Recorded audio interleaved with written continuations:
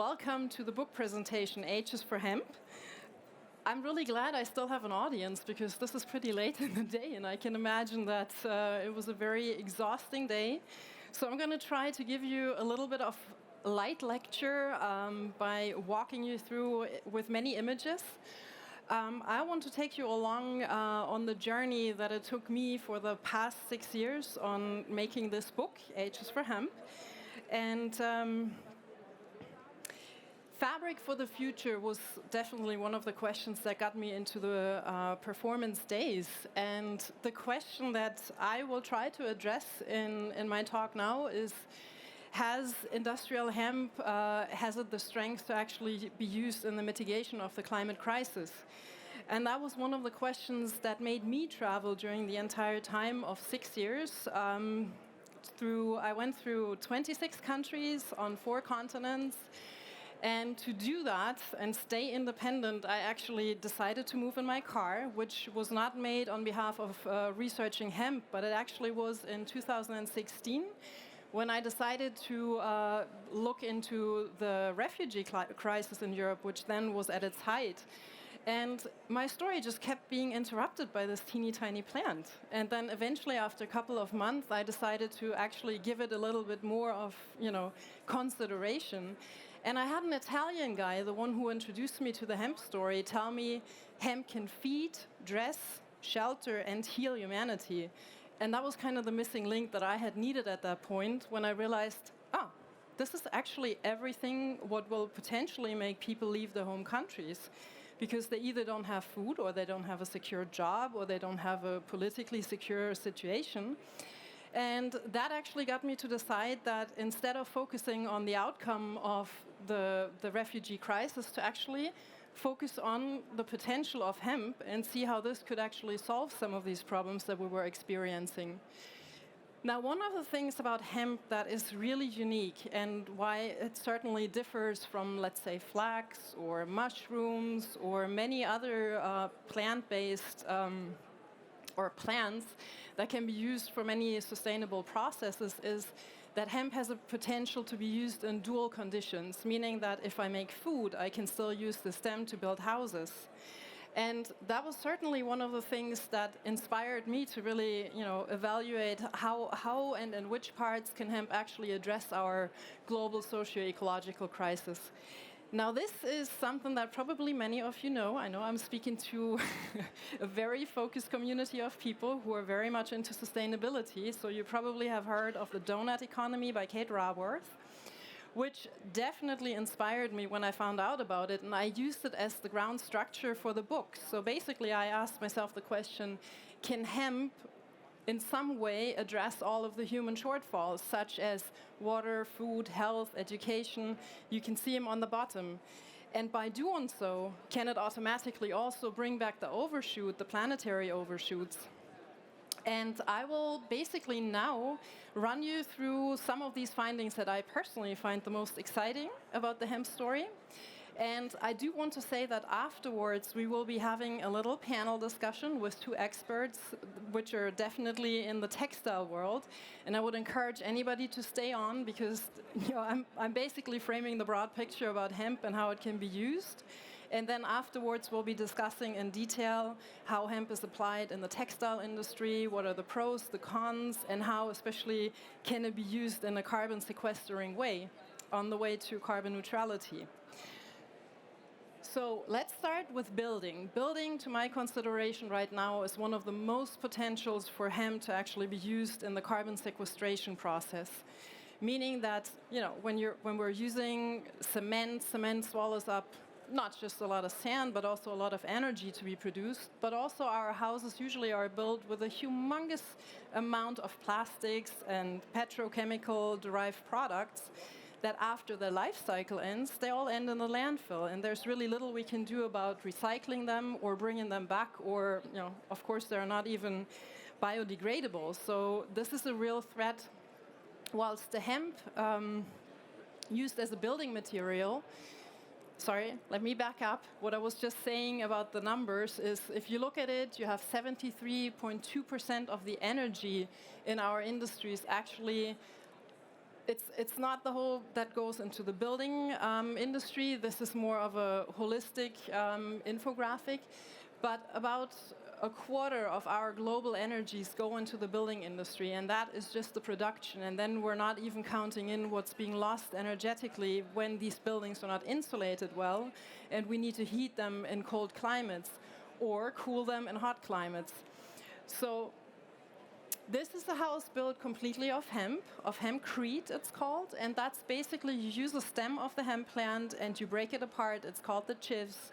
And the chips mixed with limestone and a binder will actually amount to a material that after construction will uptake 90% of CO2, which is a huge amount of number. And this is even after subtracting all of the CO2 emitted during the tractor hours, during the agricultural process, during transportation from the material onto site.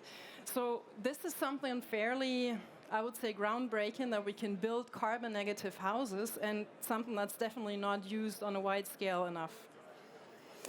The next topic I want to address is biocomposites. I mean, everybody knows the plastic debate is not especially new, not here in Europe. Plastic is a blessing and a curse. Of course, it also freed up a lot of things like transportation became lighter, so we're losing less energy on the transportation. But at the same time, our global inability to take care of the plastic waste we're creating, which tentatively all ends up in the oceans, is definitely one of the problems that makes plastic more of a curse than actually a blessing and benefit to humanity.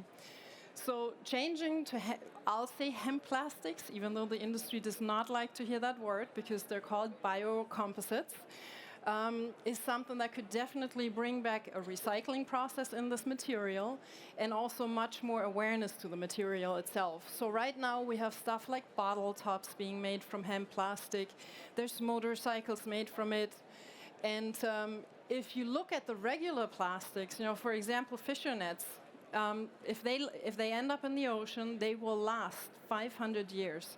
These are time spans that we obviously as human beings can't even really wrap our head around. So to try and find plastic materials that either break down much quicker than what we're used to, or else have so much value that we do want to bring them back to the company that produced them for recycling purposes, is certainly changing the whole plastic world.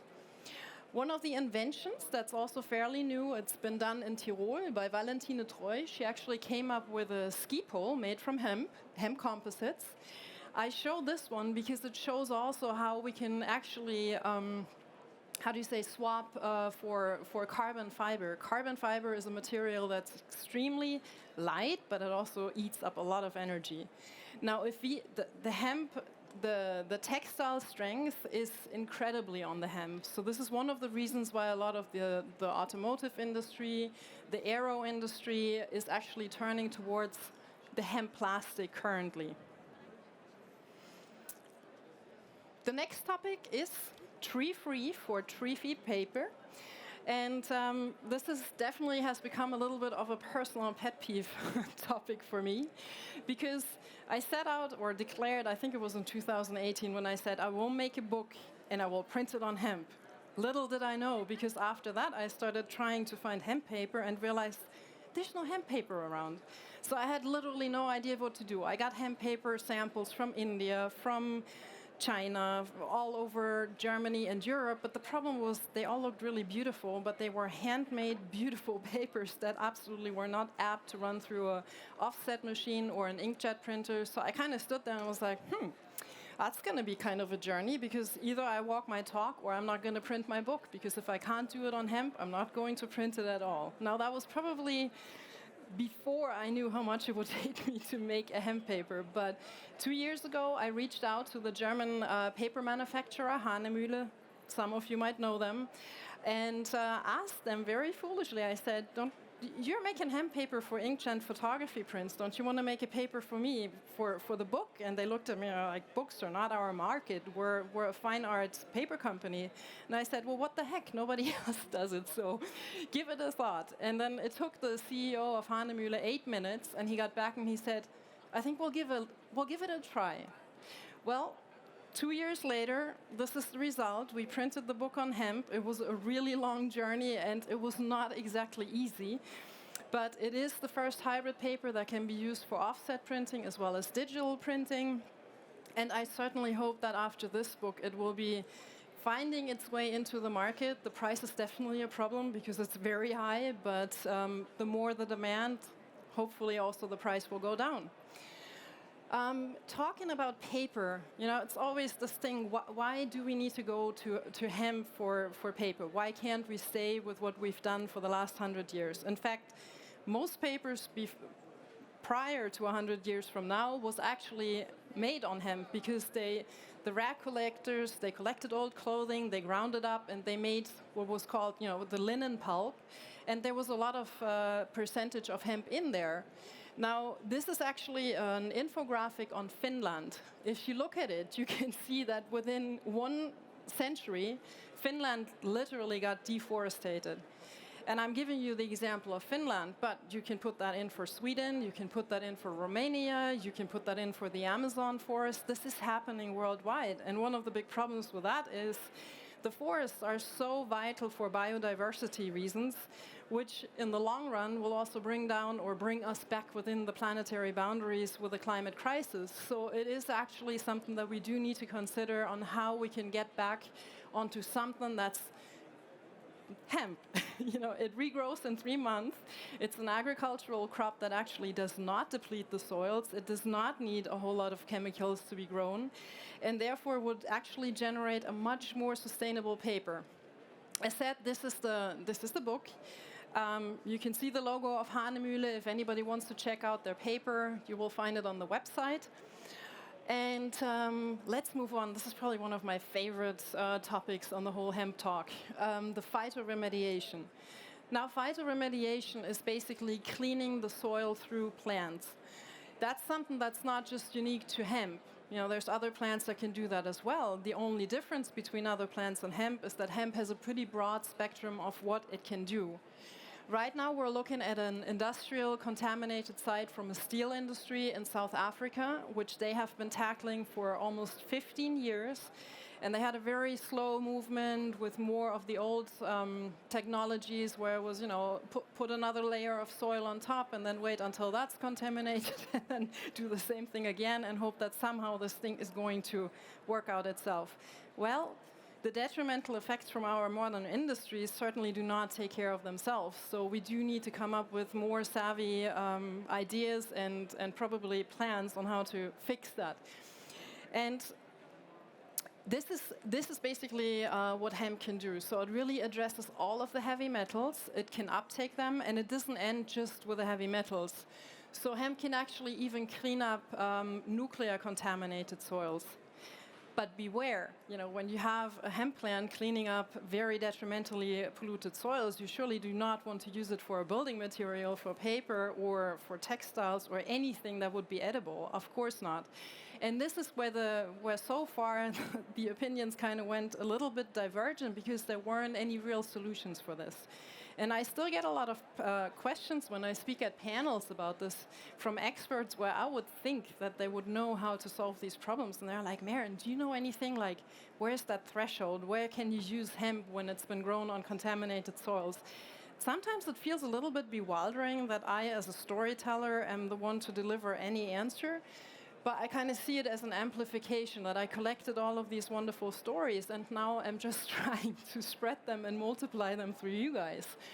And I do want to tell you a very hopeful story from South Africa, in specifically the city of Johannesburg, which was founded on the premises of gold deposits. Now, the bad thing, or the good thing, however you want to take that, is that gold always comes in combination with uranium, which was one of the reasons why in South Africa they had the Pelindaba, one of the biggest nuclear programs. This is not active anymore, but what happened is that a teeny tiny group of scientists that started growing hemp in a test trial to see, is there any way we can clean up these lead-up gold mines with hemp? And then they had exactly that problem. They ended up with highly contaminated plants and didn't really know what to do with them, because if you bring them anywhere else, all you're doing is cross-contamination, but you're certainly not fixing the problem. So they partnered up with the former Palindava nuclear program, and they're using their, it's called liquidation process, which basically starts recycling all of these heavy metals in its individual form, and they can go directly from there back into the industries, which means no further mining needed to bring back up all these precious metals that are used on various parts of industries. But also the liquidation process creates energy or makes energy. So, but basically they're tackling 3 of the country's biggest problems. They're cleaning up detrimentally polluted soils, they're solving their energy problem, and they're tackling the food shortage. Because if hemp is grown as an energy plant on polluted sites, it's actually not competing with the food crops that should be grown on that soil that actually delivers food edible for humanity. And talking about food, it's kind of a no-brainer, but I think we kind of, I don't know, either we do not want to talk about it or we just don't want to look into it. But obviously our food grows in soil, which probably at this point we should rather call dirt than soil, because we have about a soccer field per hour that of soil, of good, clean soil that goes to waste due to overly used agriculture, to overly used nitrogen and phosphor, to all these wonderful things that we tend to use on plants. Now the thing is that whatever is in the soil will also be in our food. So if our food becomes something that we can't really use as a base of good nutrients anymore, then the question is really, how do we define health? And I will leave it at this. I think this infographic speaks for itself. If you compare hemp seeds and a steak, these are the numbers. So the steak actually doesn't really look as wonderful anymore after looking at these numbers. Plus, the hemp seeds actually deliver you a full range of the amino acids, and they have the omega-6, 3, and 9. So it's a complete equivalent for meat or any protein source that's actually deriving from animals. And by the way, I lived off hemp protein, I think, for 4 years, so I'm still here. It works. And now on to the last thing that I think is probably most interesting to most of you guys, which is the textile sector. It's when you look into hemp textiles in Europe, you kind of oftentimes get that, no, it's not happening. Textile in generally is not really happening in Europe anymore. And actually, I could, at least in this case, prove wrong, because in Turkey there's a sort of like how would you say it, a light reoccurrence of textile business happening. Most of it surely looks like this, which is hand-worked fields, hand-pulled golden long fibers, which is a tremendous amount of work and really a labor of love with hands. And it takes forever, and it's definitely something that would not apply to our modern industry setting of, more and fast and economically. But it's happening, and I think there's a good chance that this will also progress in the coming months as, our world political situation is really delivering us more than just one cost, why we have to turn more local and see that our supply chains are not too far distributed all over the world. Now, most of the really good hemp fibers at this point really derive from China. And this is all Chinese hemp fiber going from the raw material or the raw fiber being extracted to the different parts of the processes. And it's no wonder. China has now pretty much invested about 40 years of research and also a lot of money into furthering the hemp textiles on a global scale. But most of the textiles produced in China are actually coming into our European markets. So this is a little bit of the production lines in China, which I actually was able to photograph one of the exhibitors here. It's Hemp Vortex. And we traveled over certain parts of the country from harvest to the different parts of post-production of the fiber. And one of the things that was really stunning to me about Hemp Vortex is it's not just about hemp fiber, about the strongest plant fiber in the world and it being an ecological process and everything. But Dinghong Liang, the CEO of the company, is also really applying, I would say, social equity to what he does. He feeds all of his workers an organically produced meal because he has organic gardens in the direct vicinity of the factory. So they get a good meal every day. He puts a lot of emphasis on that because he actually comes from a farming family. But also he gives microcredits to his workers so that they can install solar panels on their roofs and have like a little bit of extra income. I know this doesn't really go along with that slide. I was going to tell that earlier. And here we see some of this large scale, which obviously to the European eye is just wow, because we're already getting really excited if some hemp farmers has one of these machines on their field. All of the machines need to be adapted. Hemp is very, very sturdy, and anything that has a turning technical part, the hemp loves to wrap around, and it can really bring to a full stop like over 200 horsepower machines, and like tractors being lit up by fire or going on fire because they got, the hemp fiber got stuck in them is definitely no new story to anybody who's working in the hemp farming business. Hemp is coming back to Europe. At least I saw that with Saleva, who came out with a climbing pan specifically made from hemp. They also have a rest of a clothesline made with hemp, but the climbing pan was something that to me really synced, because if you're on the rock, you have high abrasion. You need a textile that's really durable, because otherwise your pants rip. And that is actually something that we still mostly say can't be done with anything that's non-synthetic. And in fact, with the hemp pans, they proved it can be done. Of course, it's a combination also with synthetics. And while Saleva is working really, really hard on establishing a circular economy for their hemp products, they're still receiving their textile fibers from China as well at this point. Another one, and this will also bring me to our panel discussion, is Hemp Age. We'll have Robert Hertel, the CEO of Hemp Age, coming up to the stage in a couple of minutes. And Robert and Hemp Age, they're doing beautiful clothing, which is a combination of hemp and organic cotton. And you can just see this differentiation between a really high abrasive garment and then very fine knitted garments. And with this, it's really interesting, since there was a reason why I told you that car story, that I lived 4 years in the car, because when you're living in a car, you obviously do not have access to water. It is a self-sufficient thing that you kind of dress yourself in clothes that will not stink after 5 hours of wearing them. And I pretty much lived in my Hemp Age clothing, and I know it's antiseptic, so you can usually wear it for a couple of weeks before you come to the point where you say, okay, now it's time to look for water. And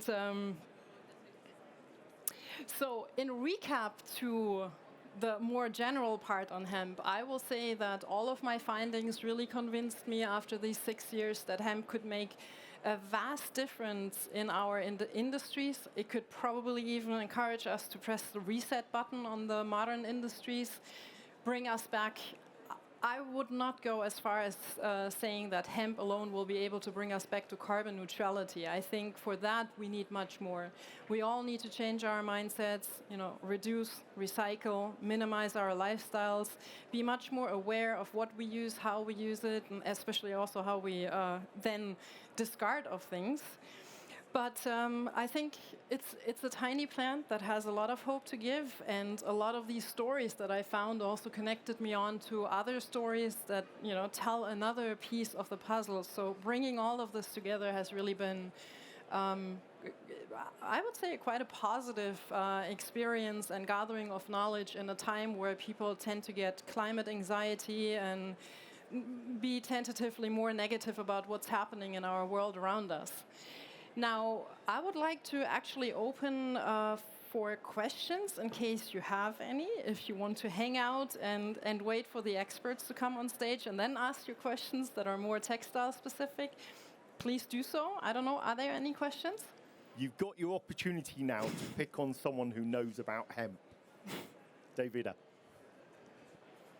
Thank you for being here. I'm a big fan of hemp and natural stuff like also seaweed or flowers to be used. So, simple question. I've been using also hemp. Is like why hemp is not used more in the textile industry and generally. It has been used like for thousands and thousands of years. I mean for everything, for not only for garment, for dressing. So it got so many properties. I understand that obviously how to say. shifts, cultural shifts takes obviously, change of habits and everything, but it's, and obviously there's interest in the whole apparel industry, but why not hemp? It's just so flexible in my opinion, because it could be combined and then become, let's say technical, or, fashionable as you just showed here. So why is not used more? Charles, can I answer directly? Okay. I think that is a very complex question, and it's a good one, because I kind of skipped that part because I figured I have only limited amount of time. No, it's a very, very good and important question. We can blow the schedule. I want an answer Okay, rather than the time work. No, I would actually really like to answer because, I mean, obviously there's a whole hemp history, and I have that chapter in the book as well, and it goes back, basically we've been denying this plant for the past 80 years, which is one of the reasons why we completely lost all of the knowledge. The knowledge of production lines, the knowledge of farming hemp. There's, it's problematic when a plant grows in all geographies. That doesn't mean that you just, yes, it means that everywhere you can just throw the seeds in the soil, but what happens afterwards is quite different. In Finland, the hemp might come up to here, but in Turkey, it's up to 8.5 meters sometimes, so you have to apply different machines, you need to work differently.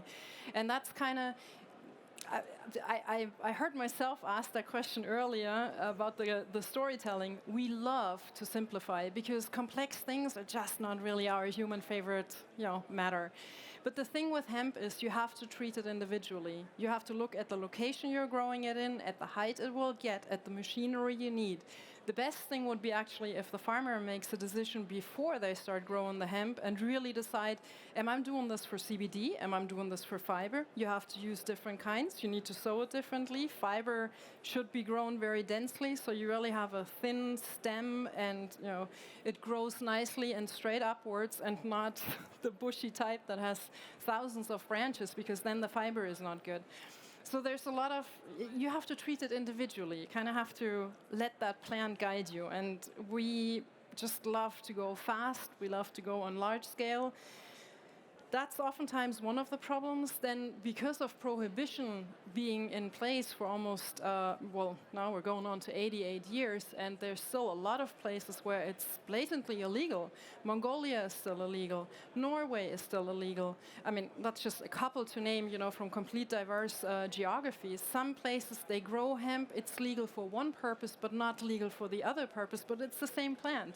So this all poses a huge problem, which is also why we can't really meet the supply and demand, because, for example, for the paper, we would have needed so much more hemp, but then we don't have enough farmers growing it, and the farmers don't grow it because they're not close enough to the decortication or post-harvest.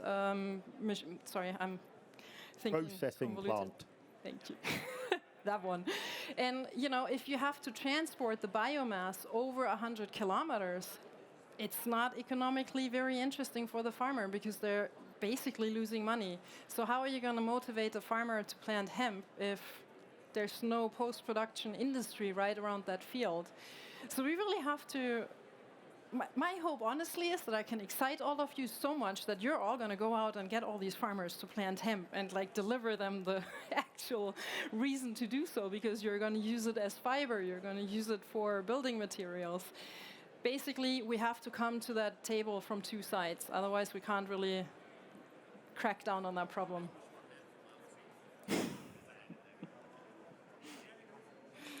Are there any other questions to pick on Maren? There is. We have more. This is great because it means the panel doesn't happen too soon. Hi there. It's sort of a continuation of the previous question. Going back to what you were talking about, having to grow hemp, if you want it to be a fiber, to grow it in a certain way. Does that mean that, so for example, if you grow hemp for CBD extraction, because obviously that will generate a waste product, would that then not be good for making fibers out of, or would you still be able to make fibers just of a slightly lower quality? I would highly suggest you to stick around, because that dual use is one of the questions that I would like to ask Robert Hattel, because he's one of our experts. Obviously we could just hand the microphone on right now, but I would say let's wait for the panel. But one of the things that's for sure is that, if we do not consider dual use on hemp, there will probably not, this whole potential of the plan will not be able to unfold. It will unfold if we're using the seeds or the flower for CBD and then still do something with the stem or with the roots. And there's a lot that can be done. But the thing is that, oftentimes the farmers don't even know who's the market. And it is quite, if you have two different industries to deliver to and everything has to happen at the same time because you're harvesting today and then tomorrow this has to be spread up, it becomes pretty complicated. It sounds easy, but since these industries are not fully developed, it actually becomes quite like a stretch, especially for a farmer who has completely different problems than, being concerned about where do I bring my flowers, who can make the CBD and who can make the fiber.